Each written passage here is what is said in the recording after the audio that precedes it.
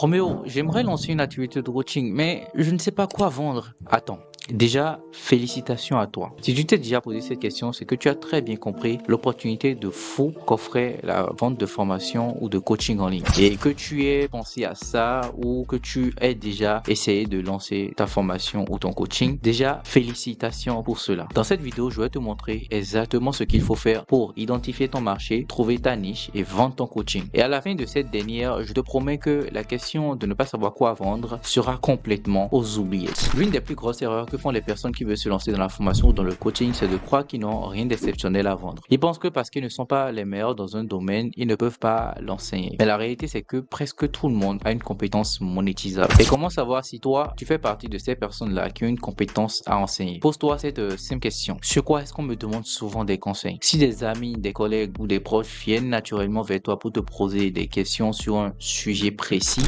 c'est un signe que tu as une expertise utile. Ça peut ne pas paraître être une expertise pour toi parce que tu es potentiellement dedans et que tu le maîtrises. D'ailleurs, c'est pour cela qu'ils viennent vers toi. Mais pour les autres, c'est vraiment une mine d'or. Et c'est d'ailleurs pour cela qu'ils viennent vers toi. Par exemple, si tu es toujours celui qui organise les voyages du groupe, coaching en planification de voyage à petit budget, tu es à l'aise pour parler en public et captiver une audience, coaching en prise de parole et en confiance en soi, tu as perdu 15 kilos sans te priver et tes potes veulent savoir comment est-ce que tu fais, coaching en perte de poids sans frustration. Tu vois, absolument tout le monde peut trouver un angle pour créer son coaching, pour créer une formation. L'expertise n'est pas forcément une affaire de diplôme. C'est simplement un savoir-faire que tu as, une connaissance que tu as et que d'autres personnes veulent acquérir avec toi. Ton expertise vaut de l'or. Tu n'as absolument pas besoin d'années de pratique ou d'expertise pour te sentir légitime. Tu dois juste pouvoir être en avance, un peu plus en avance que ceux que tu veux aider. Si tu es au niveau 5, tu peux aider quelqu'un à quitter du niveau 1 au niveau 3 ou au niveau 4. Exemple, si tu as appris à gérer ton temps en travaillant en freelance par exemple, tu n'es pas forcément un expert en productivité. Par exemple, tu peux aider un salarié débordé à mieux organiser son temps et ses journées afin qu'il soit plus efficace. Et crois-moi qu'il serait prêt à payer pour résoudre cette douleur-là qu'il a.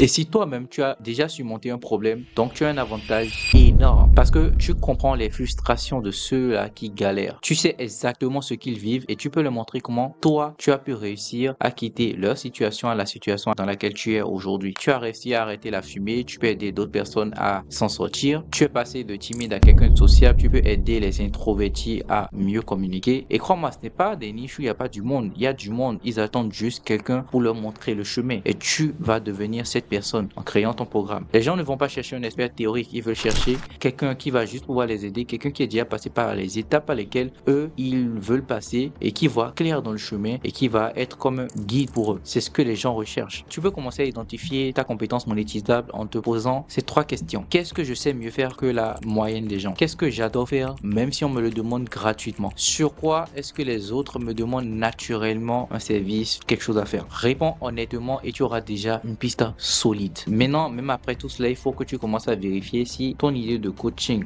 ok, il y a des gens qui te le demandent, mais est-ce qu'il y a beaucoup de demandes? Il y a des techniques assez simples pour faire ça. La première méthode, c'est d'aller sur Google ou sur YouTube et de taper tes mots-clés. C'est aussi simple que ça. Comment faire du paddle? Comment faire du tennis? Comment apprendre à faire du piano? Comment apprendre l'anglais? Comment apprendre l'espagnol? Comment apprendre à faire ci, à faire ça? S'il y a plein de vidéos sur le sujet, c'est bon signe. S'il y a plein d'articles sur le sujet, c'est bon signe aussi. Tu peux regarder aussi des groupes Facebook, Reddit, Quora. Tu peux rechercher sur LinkedIn aussi. En fait, tu vas juste aller chercher sur Internet s'il y a de l'attraction au sujet de ton domaine, de ta niche. Généralement, on pense que notre niche est trop petite alors qu'il suffit juste de faire quelques recherches et de se rendre compte qu'il y a quand même énormément de personnes qui sont dans ce besoin-là concrètement. Maintenant, je te conseille, après avoir vu s'il y a de l'attraction, s'il y a de la demande et autres, maintenant tu vas commencer à aller chercher à voir si des gens payent pour cela. Est-ce que des gens vont vraiment acheter? Si tu crées ta solution, si tu crées ton coaching, si tu crées ta formation ou ton accompagnement, est-ce que vraiment des gens pourront acheter? Bon, ils peuvent demander, mais forcément, si tu ne vérifies pas s'ils peuvent acheter, tu peux quand même créer un coaching pour rien. C'est simple. Regarde s'il existe des formations ou des coachings sur le sujet. Comment faire? Tu tapes Udemy, d'accord? Tu vas chercher Udemy soit sur l'App Store, Google Play ou sur,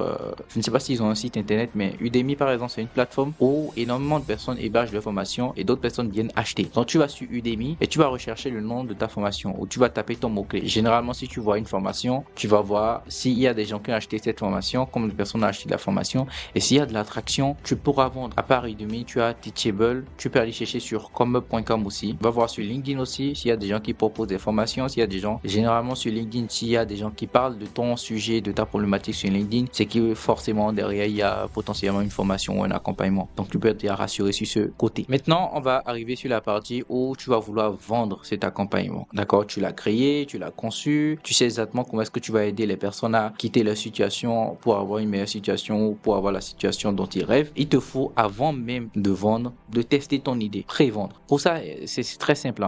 Tu publies une story sur les réseaux sociaux, d'accord? Facebook, Instagram, peu importe là où tu es. J'ai développé une méthode simple pour résoudre le problème et j'aimerais aider 3 personnes à l'appliquer gratuitement en échange d'un retour d'expérience. Qui est intéressé ou comment se pose, comment tes statuts, si tu es intéressé par cela. Et s'il y a des gens qui sont intéressés, déjà tu sais que la demande elle est validée et que potentiellement des gens, lorsque tu vas vouloir lancer une offre payante, ils vont acheter. Et si personne ne répond, n'abandonne pas en même temps. Il faut savoir déjà qu'il y a peut-être des ajustements à faire au niveau de ton offre, au niveau de ta niche. Fais ces ajustements, réessaye jusqu'à ce que tu aies un produit qui donne envie, en tout cas qui est désirable. Et ensuite, quand tu as tes premières personnes qui acceptent de faire ton coaching gratuitement, tu te donnes au max pour qu'ils aient des résultats. Derrière, tu as de la preuve sociale ou en tout cas, tu as quelque chose à montrer aux gens. Pour faire simple, trouver son marché, c'est choisir une audience qui a un problème urgent. Valider son idée, c'est s'assurer qu'il y a des recherches et qu'il y a des gens qui payent pour aller plus loin et en apprendre un peu plus sur ce sujet. Et la dernière chose, c'est de tester ton coaching, tester ta formation, ton accompagnement avant même de décider de la vendre. Et si aujourd'hui tu as une expertise, tu as une compétence, tu as une connaissance, tu as un savoir dans un domaine que tu aimerais transformer sous forme de formation high ticket ou de coaching high ticket, écoute, je suis là pour t'aider, je peux t'aider, je l'ai fait pour moi-même, j'ai fait 27 000 € en 7 mois grâce à un coaching, d'accord? D'ailleurs, tu peux voir cela dans mes anciennes vidéos sur ma chaîne YouTube, d'accord? Je peux t'aider, il suffit juste de remplir le formulaire que mon équipe a mis dans la description, d'accord? On verra ensemble si tu es le genre de personne qu'on accompagne, le genre de personne avec qui on travaille, et si tu es ce genre de personne, tu auras directement un premier appel d'audit avec moi, et on va confirmer cela ensemble, on va voir comment est-ce qu'on pourra travailler ensemble,